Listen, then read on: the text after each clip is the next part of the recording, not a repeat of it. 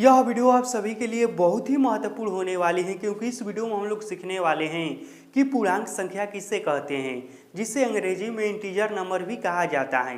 यदि आप पूर्णांक संख्या के बारे में सब कुछ अच्छे से सीखना चाहते हैं और वो भी सबसे आसान तरीका से और सबसे आसान भाषा में, तो इस वीडियो को अभी से लाइक कर दीजिए और इस वीडियो को शुरू से लेकर अंत तक और बिना भगाए हुए ध्यान से जरूर देखिएगा।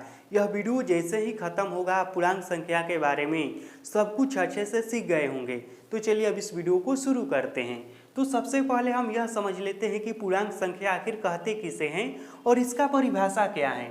तो देखिए, पूर्णांक संख्या का परिभाषा मैंने यहाँ पर बहुत ही आसान शब्दों में लिखा है कि सभी धनात्मक संख्या, क्या सभी धनात्मक संख्या, सभी ऋणात्मक संख्या तथा शून्य के समूह को पूर्णांक संख्या कहते हैं। जी हाँ, पूर्णांक संख्या इसी को तो कहते हैं। इसमें मुख्य रूप से तीन प्रकार की संख्या आती हैं।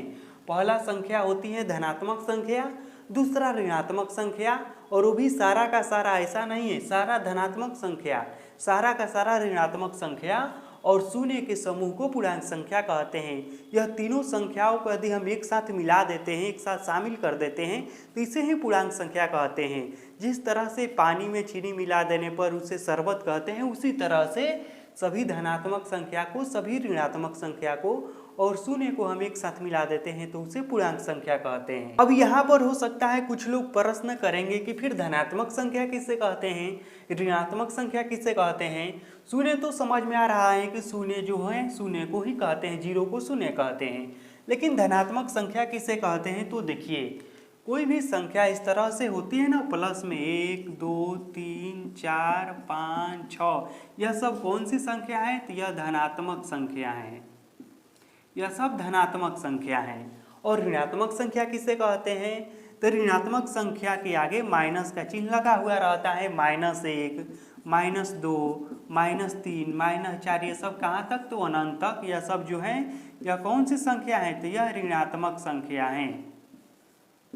अब देखिए, हम पूर्णांक संख्या को किस तरह से सूचित करते हैं उसको अब समझिए। पूर्णांक संख्या को सूचित करने के लिए सबसे पहले क्या किया जाता है, इस तरह से एक सीधा लाइन खींच दिया जाता है, जैसे कि मैं यहाँ पर खींच दिया हूँ। अब देखिए क्या किया जाता है, यहाँ पर बीच में एक हल्का सा मोटा लाइन बना दीजिएगा। उसके बाद इसके ठीक नीचे क्या लिखिएगा, इसके नीचे लिखिएगा 0। 0 जो होता है पूर्णांक संख्या में बीच में होता है। उसके बाद इधर में भी इस तरह से दीजिएगा 1 2 3 4, इस तरह से आप कितना भी दे सकते हैं। और इधर भी 1 2 3 4, इधर भी आप इसको जितना चाहे उतना बढ़ा सकते हैं अपने मन के अनुसार। अब क्या करना है, यहीं पर जरा ध्यान दीजिएगा। देखिए, इधर लिखना है हमें 1 2 3 4, इस तरह से जितना आप इधर लाइन खींचे रहिएगा उतना तक लिख दीजिएगा।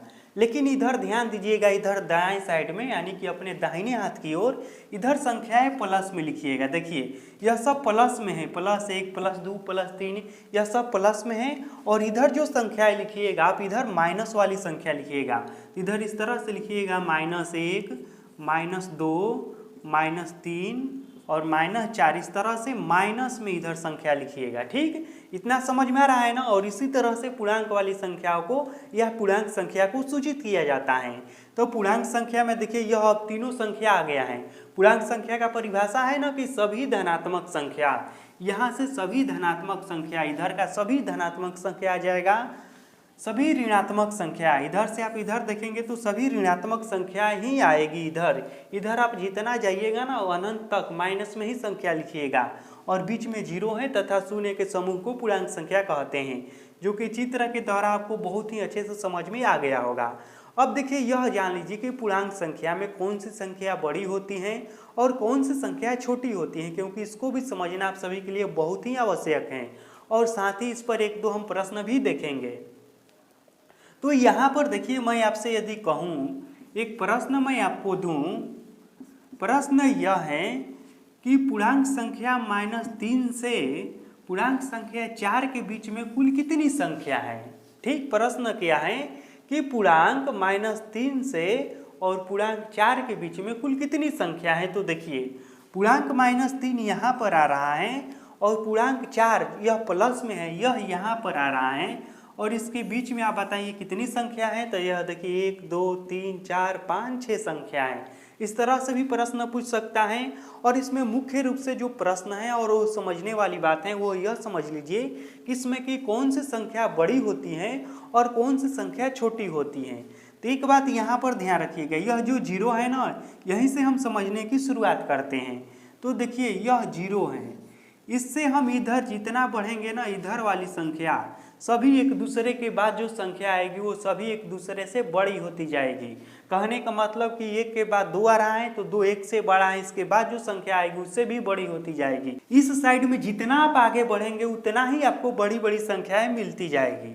लेकिन वहीं यदि आप इधर बढ़ते हैं माइनस वाली संख्याओं की ओर, यानी कि यह जीरो है, जीरो के बाएं साइड में, तो इधर आप जितना आगे बढ़ेंगे ना उतना ही आपको छोटी संख्याएं मिलते जाएगी। तब यहाँ पर मुख्य रूप से आपको यह समझना है। देखिए मैं आपसे एक प्रश्न पूछ रहा हूँ कि आप बताइए कि -3 में और -4 में कौन सबसे बड़ा है। तो आप इस तरह से कहेंगे कि -4 बड़ा है, लेकिन गलत है।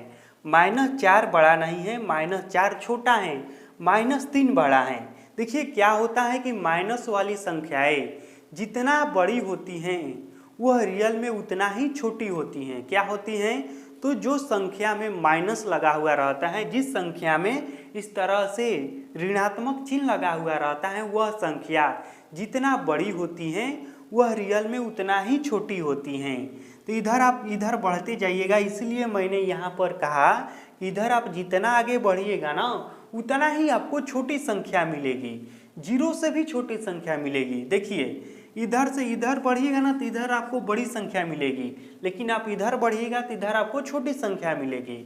अब इसमें देखिए आप बताइए कि 3 में और 4 में कौन बड़ा है। तो 4 बड़ा है। देखिए दोनों में प्लस लगा हुआ है तो सिंपल इस तरह से देखिए जो बड़ा है वही बड़ा है।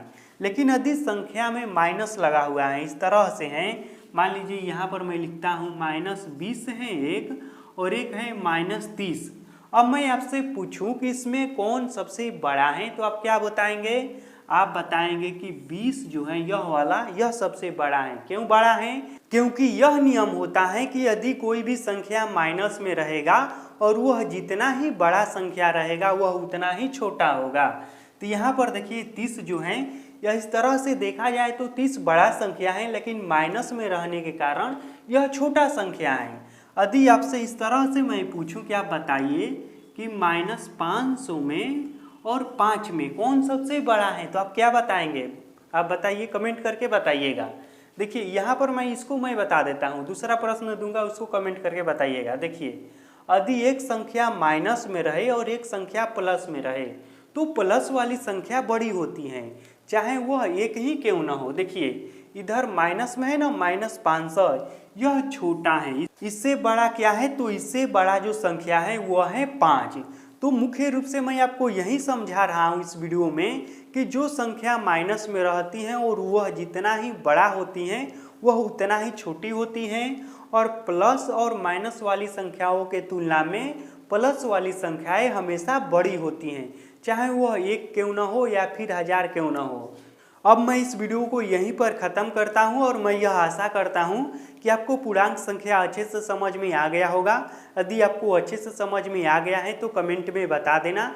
फिर मिलेंगे आपसे बहुत जल्द किसी अगले वीडियो में। इस वीडियो को देखने के लिए धन्यवाद।